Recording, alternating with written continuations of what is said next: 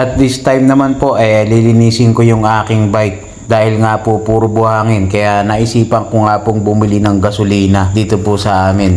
At para makita nyo na rin po kung magkano ang presyo ng gasolina dito po sa aming area. At dahil nga po yung gasolina lang magandang panlinis ng sprocket dahil nga po puro buhangin.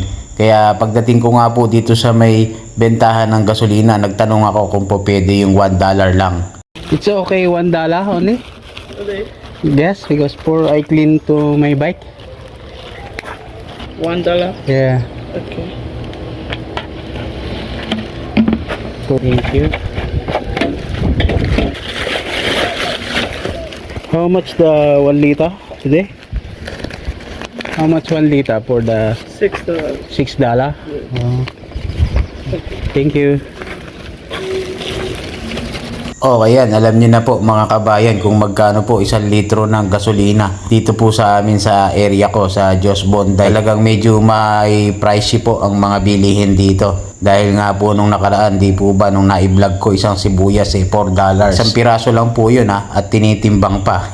Di wow, at pagkabili ko nga po ng gasolina, diretso po ako dito. Balak ko nga po balak ko nga po sanang maligo dito po sa pinagliliguan ko, at dahil masarap nga pong maligo dito dahil may lundagan. Kaya lang marami pong turista ngayon dahil nga po may cruise ship dito sa amin sa area po namin, kaya hindi na nga po ako maliligo or magsiswimming dahil nga po dun sa pinaglulundagan ko madami nga po na naghahatid sundo. Ito po kasi yung pinaka drop in drop off ng mga nagtuturist po dito. Yung iba pong galing ng cruise ship dito po mismo nababa, at yung nakita nyo nga po ng mga mini boat po na yan sa gilid, yan po yung naghahatid sundo po dito po sa mga turista po. At kung makikita nyo nga po, yan pong pasakay na yan pabalik na po doon sa mga sasakyan po nila na mga yate, at yung iba naman po sa cruise ship. Kaya kung makikita nyo nga po na paulit-ulit hindi na nga po ako dito maliligo, at doon na nga lang po ako mag-swimming sa may kabila po, sa may malapit po sa may sakayan ng ferry. Doon po medyo maluwang-luwang po ang beach po doon. At bago nga ako mapunta ron, medyo lapitan ko lang ng konti yung cruise ship po dito. Shout out pala sa mga kababayan po natin na nandyan sa cruise ship po na yan. Star Seeker po ang pangalan po ng cruise ship na nandito po sa harapan po ng aming area dito po sa Jos Bonday. At pagkatapos ko nga po niyan, aalis na po tayo at doon na nga po tayo pupunta sa pagliliguan natin or pag-swiswimingan. At kaya naman nagbike na ulit tayo para pumunta nga po doon. Natural magbike, ala naman tayong ibang sasakyan kung di bike at saka bike. Di wow.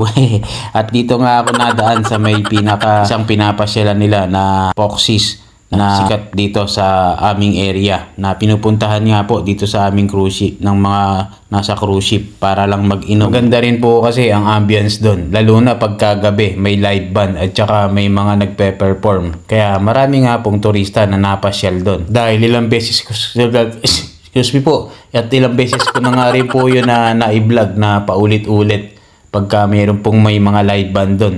Minsan nga nalilihis ako pagka may mga okasyon na iba, kaya lang tinatamad na kasi kung magpunta ron dahil nga po pagod na sa trabaho papasyal pa ron, kaya ginagawa ko tulog na lang.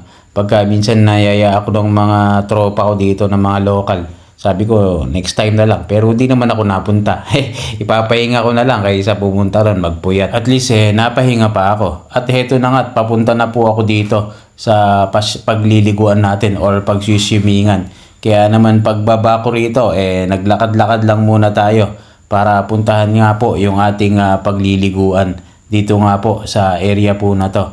Dito na rin po ako madalas naligo dahil maganda nga rin po dito. At syempre maganda rin yung tanawin dahil nga po may cruise ship. Kaya lang hindi na tayo maliligo dahil nga po yung alon napakalakas. Andito lang po ako sa gilid talaga nga naman dinig na dinig mo yung hampas ng dagat napakalakas nga po.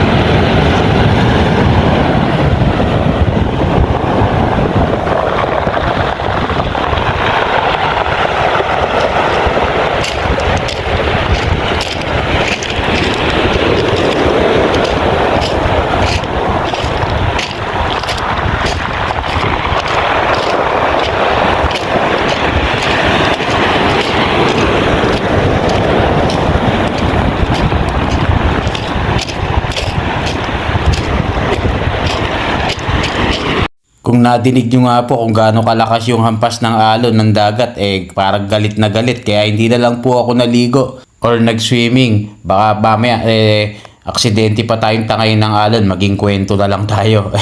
Di wow. Kaya ito, selfie-selfie na lang. Dito na lang tayo babawi. At doon na lang po akong maliligo sa bahay. Safe pa. Yun lang, salamat. Love you all. See you in my next vlog. Alright.